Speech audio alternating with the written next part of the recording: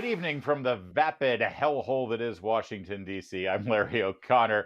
Hey, here's the thing. The Judiciary Committee in the House, run by Republicans now, thankfully, they're going to do a special committee hearing this Monday coming up. They're doing it in Manhattan. They're going to take testimony from various people in that city about their DA, Alvin Bragg, about what his priorities are with regard to Donald Trump, and he ignores actual murders in his streets. And also, from people in that prosecutor's office to talk about the internal discussions about what led them to indict Donald Trump. Seems like a really important hearing, and good on Jim Jordan and the members of that committee to actually do it right there in Manhattan, just a couple of blocks away from the DA's office. How did the DA respond? He's suing Jim Jordan. That's a neat trick. Joining us now to discuss it is a member of that great committee, Congressman Andy Biggs of the wonderful state of Arizona. That's pretty much what happened here. I love this trick. If I ever get subpoenaed by Congress, I'll just sue the chairman. Yeah, absolutely. I got a kind of a hoot out of that. When the story broke yesterday, I thought, what? I got to dig into this, and of course, it got the TRO was summarily dismissed, the temporary restraining order. Yeah. Larry, there's no basis for his lawsuit. He knows it, but then there was no basis for his 34-count indictment, which is one of the silliest legal documents I think I've read in my tenure as a lawyer. So I guess there's some consistency there from DA Alvin Bragg. He's really good at filing meaningless, useless, completely unwarranted filings with the federal courts.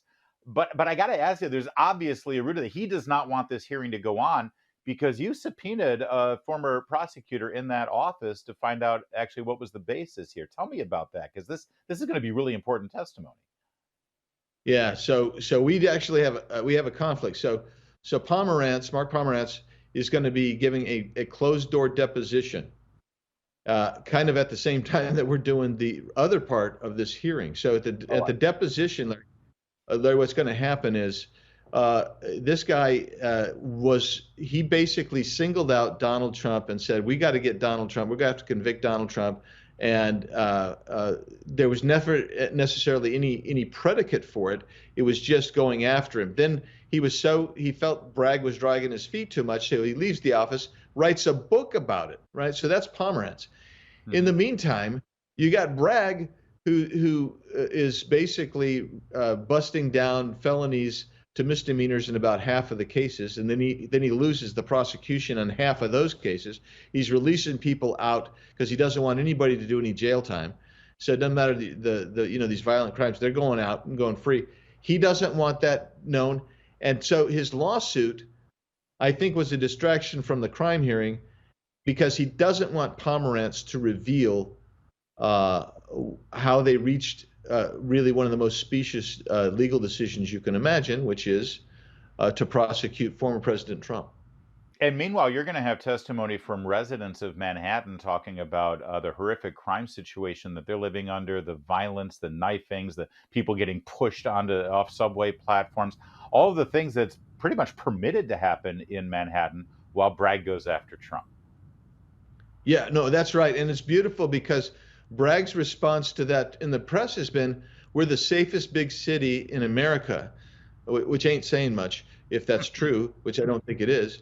But beyond that, what he's also saying is he's taken data from the last month and a half or so and saying, see, the data's better in the last month and a half. But he's cherry picked his data because when you look at the overall picture during his tenure, everything has gotten worse.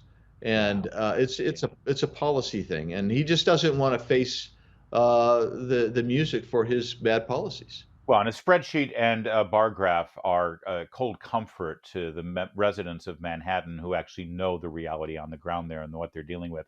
Got to ask you, though, I know that you're a big fan of our system of government and the separation of powers. If there was a district attorney back in Arizona who was bringing up some charges against criminals there or illegal immigrants or issues that could possibly touch into the federal sphere, if a Democrat-led congressional committee started, meddling or questioning or challenging what that DA was doing.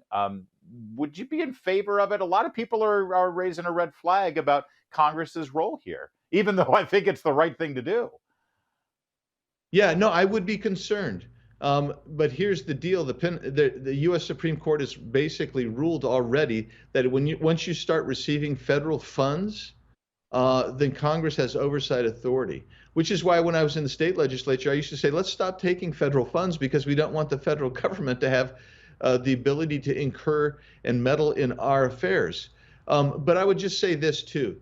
I do think the federal government has an obligation, if there is injustice going on, and it's systemic, I think that both the preamble kind of sets this forth, as well as the 14th Amendment. There is a pretext to go in besides what the Supreme Court has said. Is it fair also, Congressman Biggs, to argue that because we're in the midst of a presidential campaign, I know that the RNC just announced the first primary debate coming up in a couple of months in Milwaukee. We've got a lot of candidates declared. Donald Trump right now is leading all those candidates. The DA taking this unprecedented action is really tampering, meddling in the 2024 presidential election. Last time I checked, meddling in a presidential election is frowned upon. Well, it certainly is if Republicans meddling. Yeah, you really, that is a concern, Larry. But if there was a real predicate for a crime, I mean, I'm not sure that I would stand up and say, well, we can't do this. But this isn't the way they did this. They did this and they said, we've got to get Donald Trump. And not only do we have to get Donald Trump, we're going to find something. And other agencies had looked at this, federal agencies, and they'd said, there's nothing here. And yet Alvin Bragg goes in and says, well, sure there is. So I'm conflicted in the sense that I think we want to prevent the meddling, election meddling. But at the same time, if somebody has committed a crime, let's say that somebody was alleged to have committed a murder. Well, and you can't just say, well, I'm running for president, and so you can't come after me. That's a good point. Yeah, but the point is, that isn't how they did this here. Right. This was designed, was designed to meddle with the election. By the way, real fast, one quick question about, speaking of crimes that don't get investigated. President is in Ireland today, getting a lot of great media coverage. And did you see who was traveling with him? Right there over his shoulder, walking off Air Force One, his son, Hunter Biden. Does that raise any red flags to you, Congressman? Well, two things came to mind with that is that Joe Biden yesterday said, somebody asked him, was some of your family? He says, oh yeah, some of my kids have never been to Ireland before. I'm thinking, so you got to bring Hunter Biden along? I mean, come on. That's kind of crazy. The second thing is, I think we need to be looking at, what's he doing? What kind of business transactions is he conducting over there in Ireland? Right. And is there going to be a cut for the big guy? No, come on, Congressman. You know that Hunter Biden only does business with authoritarian states that are the enemies of the American people. We like Ireland. Yeah. Thanks, Congressman. Always good to talk with you. There's more to come on O'Connor tonight. Keep it right here on Salem News Channel.